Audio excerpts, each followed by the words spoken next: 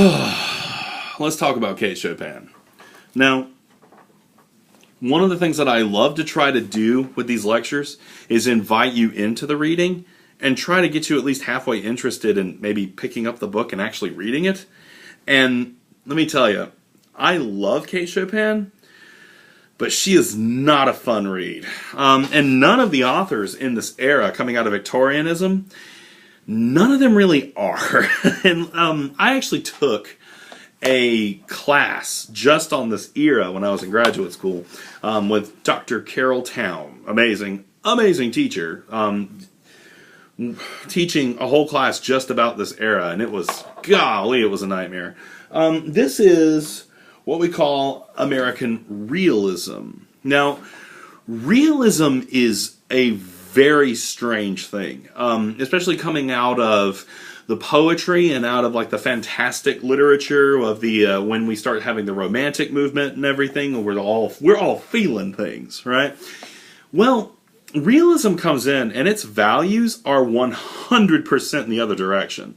What realism tries to show is, well, you can kind of tell by its name. It tries to be above all things realistic. It tries to model life.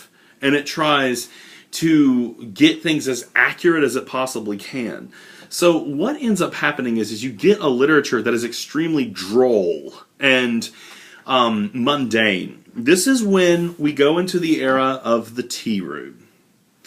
A lot of stuff is going to happen in the tea room.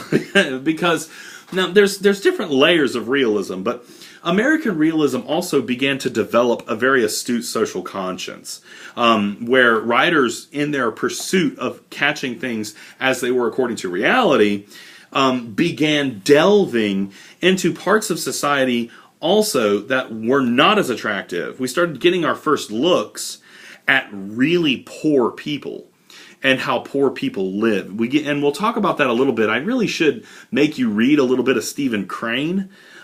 Crane was amazing at this. And like I said, I think I might discuss him a little bit more later. But Chopin's primary field is with the upper class. And there's a great deal of realism that does that.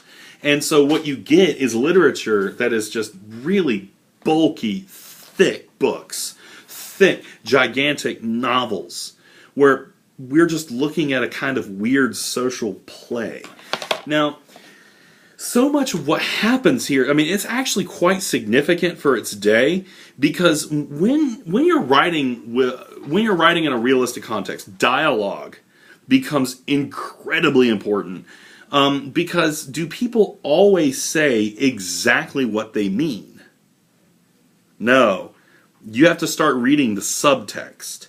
You have to bring a lot more to a novel of American realism than anything else.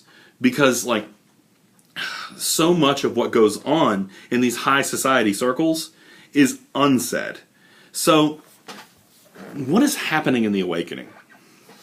This is our first real collision with gender politics. I've talked a lot about feminism. Well, Chopin brought so much feminist conversation into the dialogue about American literature, because she was writing it. She wasn't writing it in terms of like highfalutin, fantasy-driven, narratives. She purposefully wrote about women breaking social norms. Our protagonist in this story, I can't believe I'm blanking on her name. I think Edna. Jeez, I feel terrible. She wants to leave her husband. Like, it's very clear that she just straight up doesn't like this guy, right? He ain't doing it for her, if you know what I mean. And it's weird seeing the context of this, because so much of it plays out in just normal conversation. As a reader, we're left kind of wondering, why did you ever marry him?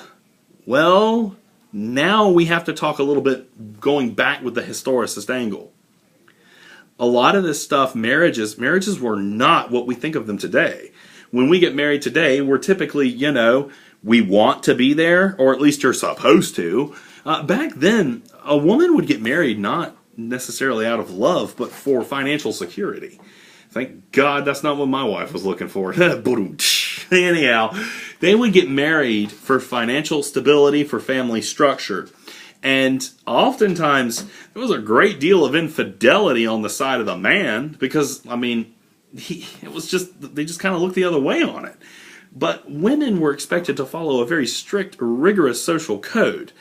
When you see these ridiculous parties that they're just throwing over and over again, and it's like, you're reading the story, and it's like, do these people ever do anything besides eat crumpets? They're all hanging at the beach. It's like they're on vacation for like 3 years or something. And again, this was realistic for the landed gentry, as we might call them. These are very wealthy people. And Edna is absolutely miserable. And she's miserable. She doesn't want to be here, right? And so she runs into, I can't remember any of the names. Robert. He is the guy who's kind of like the young buck. He comes in and he's flirting with all these women, right? And he has an established reputation as the flirt of the group. So he comes in to Edna's orbit, and there is a very complex dance of subtle innuendo and, will they, won't they? And Robert's always kind of there. Now, here's what's interesting. He ultimately can't go through with it, right? And then Robert is kind of an example of what we would call a rake. A rake, and this is, coming off of the cusp of Halloween, is kind of interesting. The vampire is based off of a rake. He's like a seduction artist, right? He comes in and he's flirting with all these women. But here's the funny thing about Robert. Robert is very high class as well. Robert isn't going around sleeping with anyone. He's just not, because he is too high class for that, and he doesn't want to ruin his reputation. So he's flirting with these women. He might be what we would call fooling around, but to actually go all the way and get Edna to leave her husband for him, he's like, no, that's not what I meant. We were just going to, kind of mess around. I didn't want a commitment. Holy crap, no. I'm going to marry someone with a lot of money. And that's my goal, right? So, I got a phone call. I really don't want to abandon this video, though. I'll think about it.